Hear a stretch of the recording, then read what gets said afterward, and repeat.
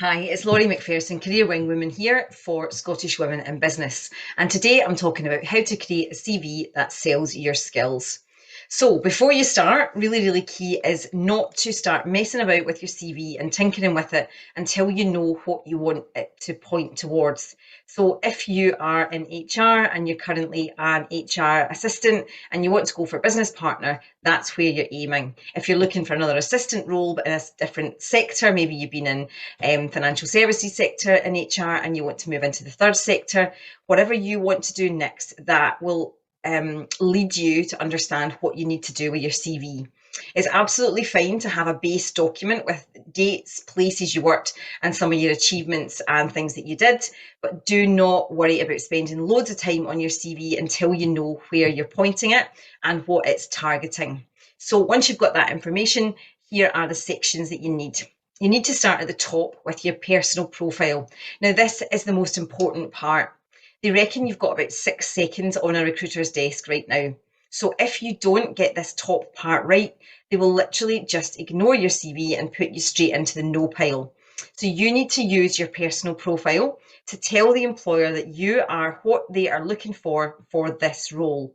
And you do that by echoing some of their keywords, telling them that you have the skills they're looking for and nothing else. Basically, they don't want to know about everything you've ever done. They want to know how you fit this specific role. So when I get given a CV to do, here's what I do. I copy and paste what they're looking for in the essential criteria of the job description onto the CV document.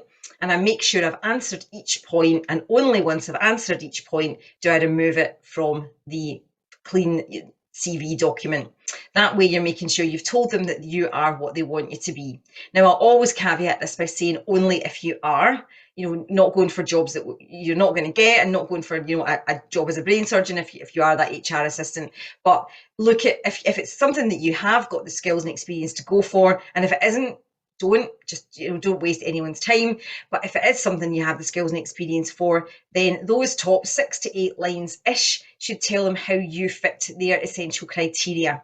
Any smaller things that are down the bottom of their list that you haven't had room for can go in the next section, which can be key skills.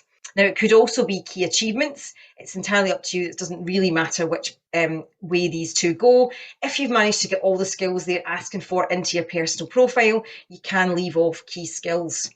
Your next part is key achievements. Now, this is absolutely critical, and most people leave it off because they can't think of tangible, measurable achievements.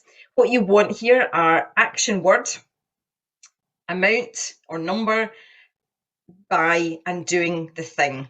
So, for example, saved £500,000 by implementing a new HR onboarding system. Or, mobilised team of X volunteers to generate X in funding. You want to always have an action word and a number. Nothing fluffy, nothing old either that you did 25 years ago, something recent and relevant and tangible and measurable. And if you're struggling with this, know that it is quite hard, and you might think, oh, I don't have those numbers or stats, or ballpark is fine. Don't obviously make anything up, but you do want to have a nice tangible key achievement section that tells them the sort of things they can expect from you in this role because you've done them before. And again, look at the language they are using. What's important to them? Is it saving? Is it making? Is it mobilising? Is it about volunteers? Is it about employee engagement? Increased employee engagement results from X to Y by whatever you did.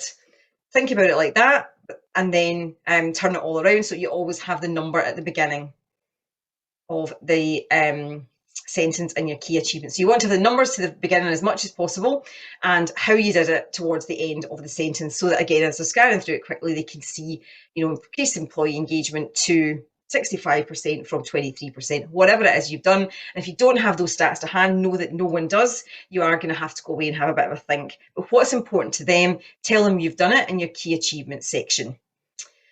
The only time I would advise not to do a key achievement section is if you are downgrading, if you are choosing to take a step back or down or sideways or move into a completely different sort of role where your old achievements aren't relevant. Usually they are if we do a bit of thinking about it. If they're really not relevant, then feel free to leave this out. And if you are stepping down for personal, family, balance reasons, also you can possibly leave this section out, as it could actually have the opposite effect. You then want to list your career history in reverse chronological order. So most recent first, your title, where you worked and from when and to, and then again, tell them a bit more about your achievements. You don't want this to be a list of things you did, like a job description. You want it to be, led team of X number of people to deliver X by doing Y. It's got to, again, sound actiony and like you've been in charge of doing something that's made a bit of an impact. Think about words like which led to, which meant that, which resulted in, and talk about your impact. Again, the only time I would not do reverse chronological order is if you're going for a job similar to something you did a while back, in which case you might want to put the older job up at the top under the heading relevant experience and other stuff underneath as it's less relevant. So you want to think, usually it's reverse chronological. Again, you don't have to go back to ancient history. In fact, it's quite negative if you do, because employers tend to think, I wonder if they've kept up to date. Usually a good rule of thumb is about 10 to 15 years and or 5-ish jobs, depending on which is greater or less. You ideally want this onto a 2 to 2.5 page document. No one has any time to read much more than that. So it's not everything you've ever done, it's how you fit this role. And just a little top tip on the top line of your CV, that should just be your name, your address, your phone number, sorry, not your address, your name, your email address, your phone number, and your LinkedIn URL if you use it. They'll look anyway, but if you want to point them there, you can add that as a clicky link.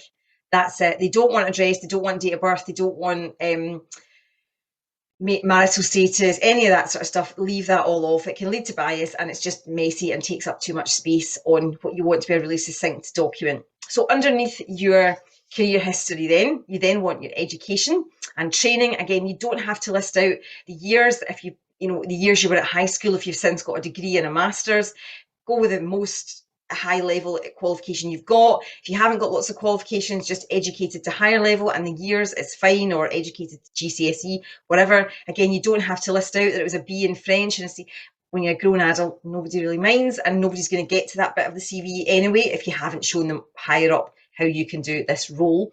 So don't worry too much about education. It's literally a top line look at your educational achievements, unless of course it's an academic CV you're doing, in which case this is not relevant because it's a completely different format. You have to list all your papers.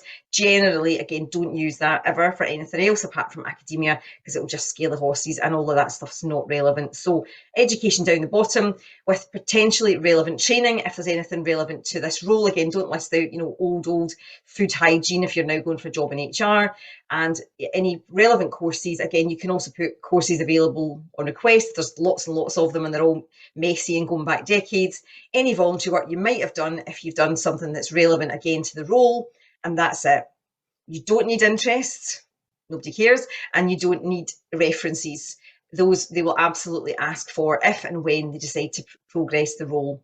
So 2.5 pages, absolute max. Usually 2 is enough.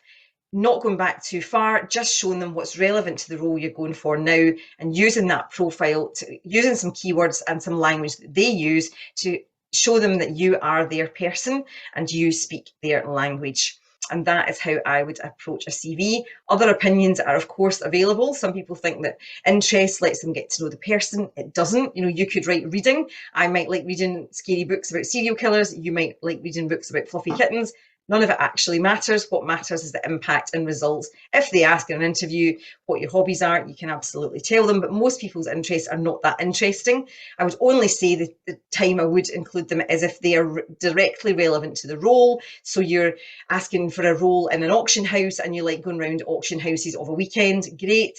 Or if they show great sporting prowess, or you've raised masses of money for charity, ran ultra marathons or Marathon des Sables and raised millions of pounds for a charity, great. Normal hobbies that we all have, like reading, yoga, watching the telly, just leave them. They're just a waste of space and take away from your impact. What's more important is that you tell them what you can do for them in this role. And that's how to create a great CV that sells your skills. And as always, if you need any help, just shout.